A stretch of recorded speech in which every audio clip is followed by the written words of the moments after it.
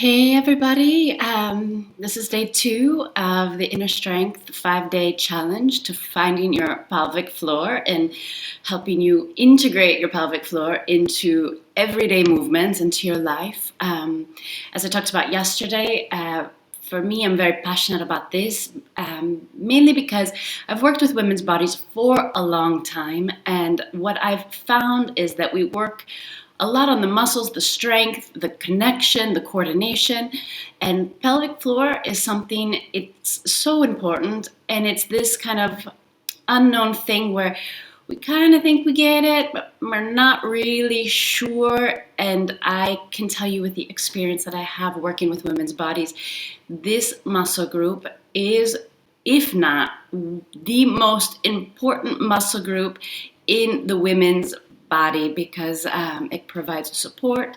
And again, as we age and go into postnatal menopause, these muscles are a muscle group that supports us, and to not give them the justification that they need, I think, is doing us as women an injustice.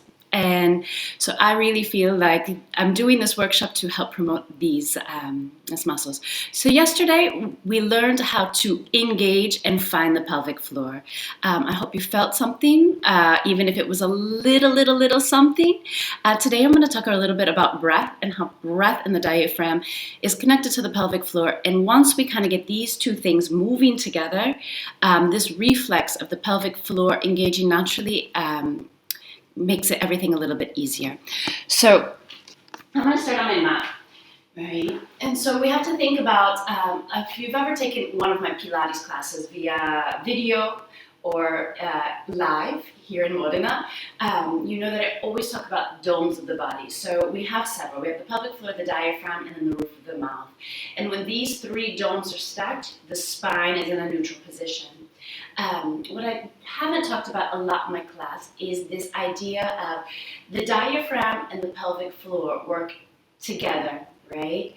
And if they don't work together, what happens is we create tension and pressure in the abdomen, and that leads to, again, pain, us pushing the organs down into the pelvic floor, discomfort around urination, bowel movement. It can kind of create tension.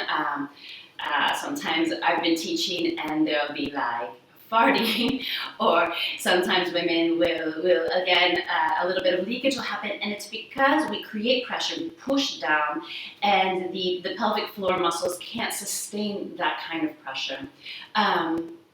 Another thing that I think I've really taken note of is when I ask women to engage transversus, which is the deep layer of abdominal muscles, often they bear down in pelvic floor, which again is creating that abdominal pressure that really weakens those pelvic floor muscles because we're constantly bearing and pushing down in them. So today we talk a little bit about how we can not do that, and how, again, these two domes, right, pelvic floor and diaphragm, they need to work together in order to not push us down in the center, okay? So, diaphragm, I start at the top. Diaphragm, when my lungs engage, right, so when I take air in and my lungs become bigger, my diaphragm goes down. Sounds very like, oh yeah, of course. But I have to tell you, it doesn't always happen that way. And sometimes I see a lot of women that and suck in their belly. All right? No. When you inhale, the lungs inflate like two big balloons. The diaphragm drops down, and the belly can expand. All right? So let's put our hands on our ribs. Right? Sometimes I ask one at the top, one at the bottom. I'll turn to the side for you. Okay? And then we're going to take a big inhale. Right? You're going to expand your lungs. You're going to feel the belly coming out. If you have a hard time getting the belly to kind of expand and getting the breath go long, it's because you're constantly squeezing those abs. We need a little bit of space so that we can feel more elastic. And then exhale. The diaphragm comes up. The lungs deflate. Okay. Now take this top hand and slide it to your back. okay? It depends on how your shoulder is, as if you could do flat or the back. I do the back with my hand so I can keep my shoulder open. Now, remember, we're three-dimensional, so we inhale. I got my front hand, I got my back hand moving away from each other. My diaphragm drops down, my belly fills with air. And then I exhale, diaphragm moves up, lungs deflate, rib cage softens. Again, inhale through your nose.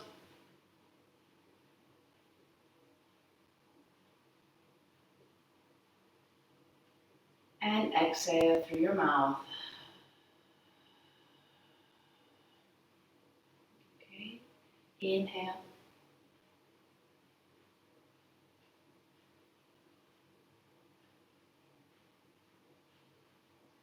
And exhale. All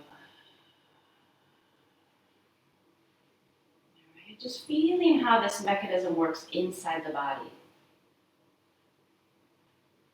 Inhale, expansion, and exhale. So as we inhale, the diaphragm goes down, right? If we suck in our belly and lift our pelvic floor at that moment, what happens is we squeeze, right? And it's not healthy for the organs, it's not healthy for anything, okay? What needs to happen is as I inhale, my lungs inflate, my diaphragm moves down, my pelvic floor expands, right? There's that expansion. And then as I exhale, right, my lungs deflate, my diaphragm goes up, my abdominals, that's when you can give me that transversus connection. Again, you don't have to squeeze. It's like a light hug that goes around your waistline. And then that's when the pelvic floor can lift. So it's like this elevator that goes up and down, all right? They never try to meet in the middle of the body. So yesterday we worked on the pelvic floor engagement, all right? So let's take our fingers to the tailbone, all right? There's our tailbone touch. Let's take our hands to the rib cage, all right? Now, you're gonna give me a big inhale.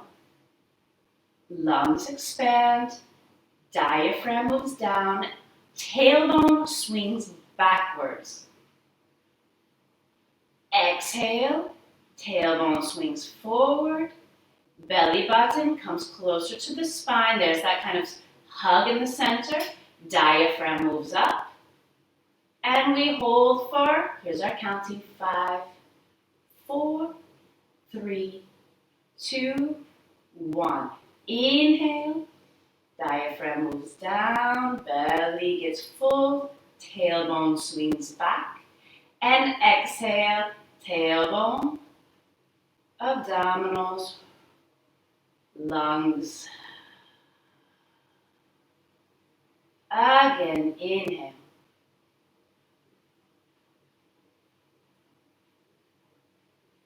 And exhale. And I tend to, when I teach, I get a little sing-songy, so my apologies if it's a lot for you, but for me in my head, it just makes sense to kind of sing it. That's kind of how I work. So again, tailbone, abdomen, diaphragm, ribs, and exhale, tailbone, abdomen, diaphragm, and I should say lungs, not ribs, right?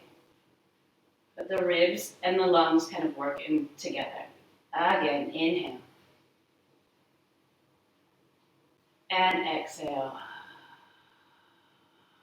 Hold for 5, 4, 3, 2, 1. Open.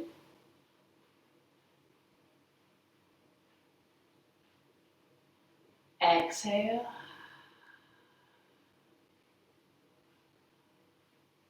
5, 4, 3, 2, 1. Again.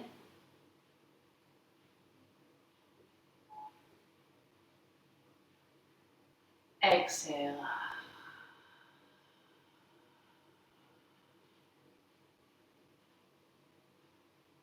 Last one. Inhale.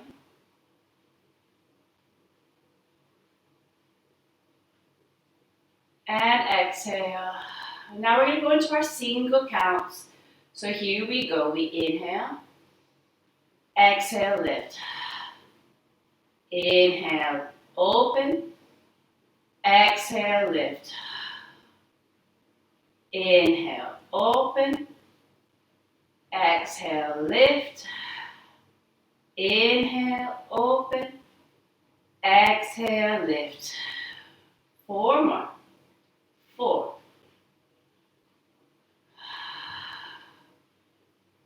3.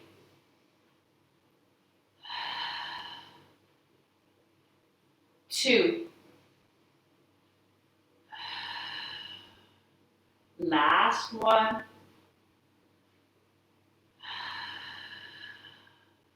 And relax. All right. So that's it for today. Come closer. Again, I hope you found some kind of connection between these two places. And like I said yesterday, it is a training. So if you're like, I completely didn't feel anything, again, keep trying. The only thing that I do ask you is, when you train your pelvic floor, it's like any kind of training that you would do for any other muscle group. If a trainer tells you, when you're in the car or when you're standing to do your groceries, do your pelvic floor exercises. No, ladies, it's your pelvic floor. It's one of the most important muscle groups in your body. Please give the pelvic floor the respect it needs and train it like any other muscle group. You wouldn't be going to the grocery store.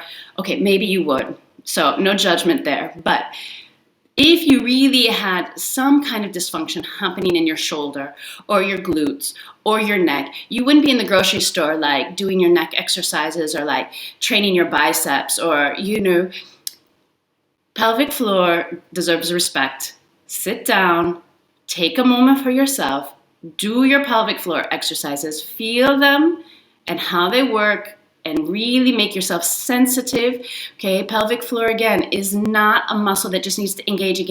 We need to be more sensitive around this area of our bodies, ladies, so that we again retrain the reflexes that we were brought up with that kind of again diminish as certain life cycles in our body happen. But don't try to stop the flow of pee when you're sitting on the toilet. Okay, this is a big no-no. Psychologically, you do not want to stop this, all right? So this is a no-no. Doing pelvic floor in your car, no-no. And also, doing pelvic floor where you're standing in line for the groceries, absolutely not, right? Take your time, sit down and do them properly and really sensitize that area of the body so that you have a nice, sensitive awareness to what's happening at the bottom of your pelvis. All right. Have a great day, and I will see you tomorrow, and we'll learn how to use the breath, the pelvic floor, and go into movement, which is something we do all day long. So thank you, and I'll see you tomorrow.